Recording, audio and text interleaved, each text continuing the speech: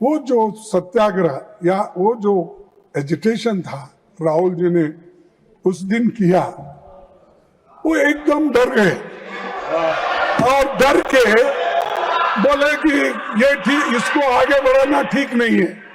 तब उन्होंने ये तय किया कि प्रधान को हटाया जाए, शिक्षा मंत्री को हटाया। तब ये एक उनका अंदरूनी विचार है और आप किसी से भी पूछिए, वो दिल में उनके है लेकिन बाहर नहीं बोलते, क्योंकि मोदी जी अपने कुर्सी के लिए ये सब कुछ किए। ये कदम तभी उठाया जब छात्र पेपर लीक, परीक्षा की गड़बड़ियों और संस्थागत नाकामियों की बात कर रहे थे। तब सरकार ने उनकी बात सुनने की बजाय उनको अराजक कहा और हर सवाल को राजनीति से जुड़ा बताकर खारिज कर दिया था। तो ये मैं क्यों कह रहा हूं साहब, जब विद्यार्थी पहले ये पूछे, महीनों से वो लोग सड़कों पे बैठे और महीनों से एजिटेशन कर रहे थे, अपनी बात रख रहे थे, उस वक्त आप क्यों नहीं पूछे? उस वक्त उनके पास क्यों नहीं गए? उनके पास क्यों आप निगोशिएट नहीं करे? बाद में बुला के नड्डा साहब अपने चेंबर में बुला के समझाने के बजाय जिस दिन वो वहां बैठे थे उसके 2 दिन बाद या 3 दिन बाद अगर आप जाते तो ये समस्या नहीं होती, इतने लोग लाठी नहीं खाते थे, इतने लोग बर्बाद नहीं होते थे, इतने लोग बारिश में नहीं रहते थे। तो ये आपकी वजह से, आपके सरकार की वजह से ये सब भुगतना पड़ा। उसके कारण बीजेपी सरकार है, मोदी जी है, सबसे बड़े हमारे होम मिनिस्टर है अमित शाह साहब, जो दिख रहे ही नहीं उनको। मैं देख रहा हूं, नहीं तो बाकी के छोटे छोटे इश्यू में आके बार बार अपनी बात रखते हैं, हर तरफ घूमते हैं। तो किस तरफ क्यों नहीं घूम रहे मुझे मालूम नहीं। डरे हुए, हाँ? डरे हुए। तो ये प्रधानमंत्री भी मुंह नहीं खोल रहे और हमारे होम मिनिस्टर भी नहीं हो रहे, क्योंकि यहां पर दिल्ली में ही इतनी गड़बड़ हो रही है और आप होम मिनिस्टर हो, लॉ एंड ऑर्डर देखते हो, इतना होने के बावजूद भी, गड़बड़ी होने के बाद आपका मुंह भी नहीं खुल रहा। क्या कोई स्टिच कर दिया क्या? मुंह को बंद कर दिया? बोलना चाहिए था खुलकर। देश का नुकसान होने के बजाय देश के भलाई के लिए आपको बोलना पड़ता है, मुंह खोलना पड़ता है, कभी इंसल्ट भी सहन करना पड़ता है। आप करना पड़ता नहीं, मैं नहीं आऊंगा, मैं नहीं बोलूंगा। अगर आप ऐसा बोलेंगे तो जो सबक स्टूडेंट्स ने तुमको सिखाया है उससे डबल सारे विद्यार्थी और युवक मिलके एक दिन फिर आपको वो सबक सिखाएंगे। सर, 20 जुलाई 2026 को हजारों छात्र शांतिपूर्वक संसद की ओर मार्च कर रहे थे। वे संवाद चाहते थे, लेकिन उन्हें मिला लाठीचार्ज, आंसू gas, water cannons, pellet gun, current वाले बैरिकेड, मेट्रो लाठी में कीले रखकर और रेलवे स्टेशन भी बंद करे और मेट्रोस बंद करे और इंटरनेट बंद करे। ये सब ठप हो गया। ये सब आपने किया और इससे विद्यार्थी उचक गए, नागरिक भी बहुत इसमें गुस्से में रहे। तो इसीलिए उनको ये एजिटेशन करना पड़ा, लेकिन आप संभाल नहीं सके, शांति से उनसे बात नहीं कर सके। 100 से अधिक छात्र इस एजिटेशन में जो थे वो घायल हो गए और आईसीयू में वेंटिलेटर राम मनोहर लोहिया हॉस्पिटल में पड़े बहुत से। और कई बच्चों को आंखों में वो पैलेट के छर्रे लगे, आंख पे लगे, पीछे लगे। आप सब देखे हैं, सब टीवी में आप बहुत देखते रहते हैं, आप देखे हैं। लेकिन ये देखकर हमको तो शर्म आई, उनको शर्म आया क्या नहीं मुझे मालूम नहीं। जो मुझे शर्म आया, अरे मेरे विद्यार्थी जो गांव-गांव से आए, स्टेट से आए, उन बच्चों को पैलेट्स का यूज करके उनको मार रहे हैं और हॉस्पिटल में गिरे हैं। किसका आंख गया, किसका कान गया, किसका हाथ गया, किसका पैर टूटा। इसका जिम्मेदार कौन है? इसका जिम्मेदार आप है, होम मिनिस्टर है। आप बंद कमरे में रह के आप सुन रहे होंगे मेरी बात, लेकिन आप बंद कमरे में रह के बहुत दिन छुप नहीं सकते।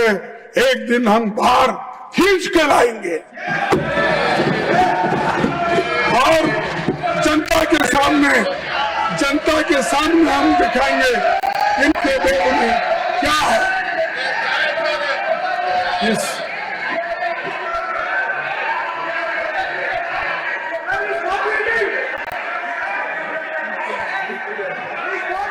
Now I call upon the leader of the House. All of you take your seat. All of you take your seat. All of you take your seat. Now I call upon the leader of the House. सभापति जी, एक minute, सभापति जी, एक minute. When he speaks, no. सभापति जी, I call. When he is speaking, if he wants, I will come in. When the leader of the House is speaking, if the leader of the opposition wants to intervene, I will call the leader of the opposition. सभापति जी, Yes. सभापति जी, leader of the opposition को हम शांति से सुन रहे हैं और प्रजातंत्र में शांति से सुनना ये हमारी जिम्मेवारी है सरकार की। लेकिन मेरा निवेदन है लीडर ऑफ ऑपोजिशन से कि वह तर्क के साथ भावावेश में ना आए और भावावेश में ऐसे शब्दों का प्रयोग न करें जो असंसदीय है। अभी जो उन्होंने एक वाक्य यूज किया वह असंसदीय है, उसे कार्रवाई से निकालना चाहिए और आगे भी आप भावनाओं में न आए। वो मैं नहीं बोल सकता, मैं नहीं बोल सकता। Any unparliamentary by either side that will be expunged.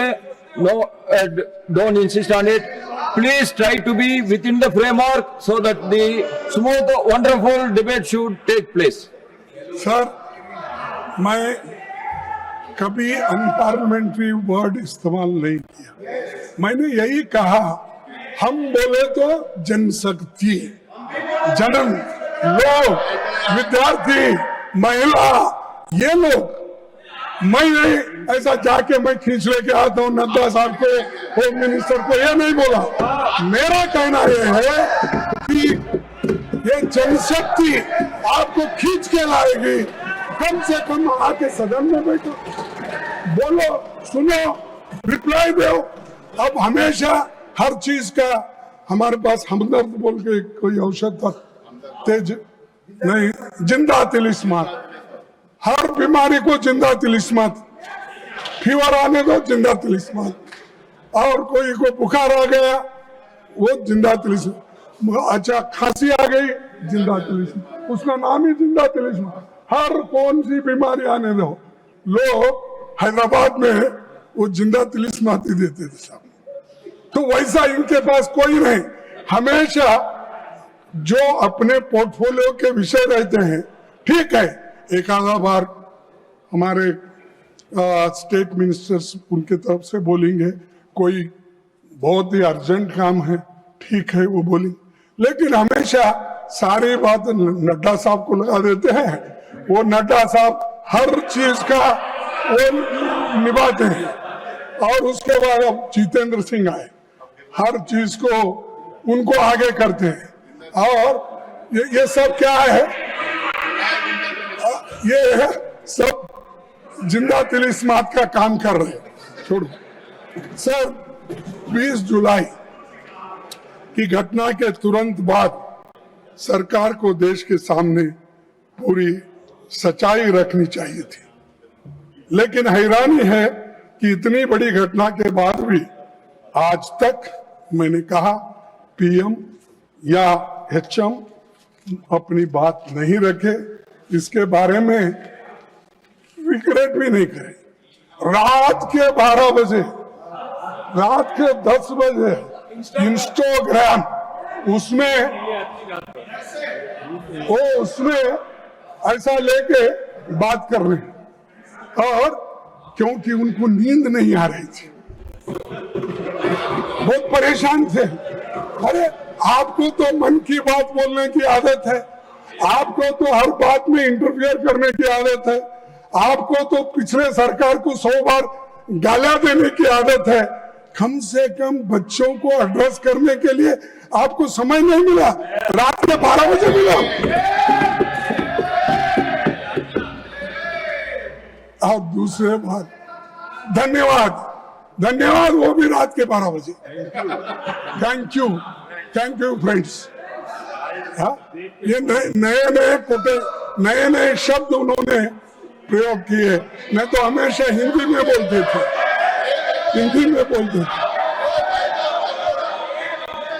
Sir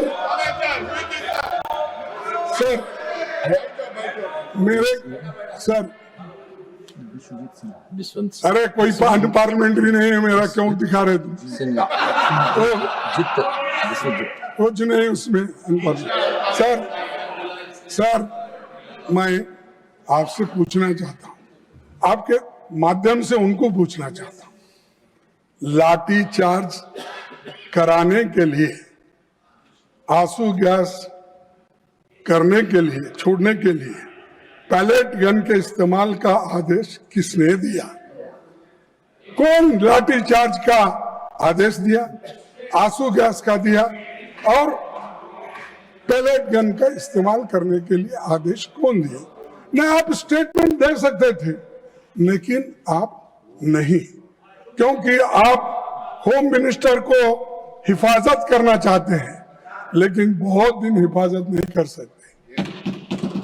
नहीं होता साहब, अगर आदमी झूठ बोलता है तो एक बार उसका बाहर निकलना पड़ेगा बंटवाल। तो इसीलिए आपके लोग आए, सादे कपड़ों में छात्रों को पीटने वाले लोग कौन थे? दिल्ली पुलिस किसके अधीन है? सीआरपीएफ एंड रैपिड फोर्स किसके आदेश पर काम करता है?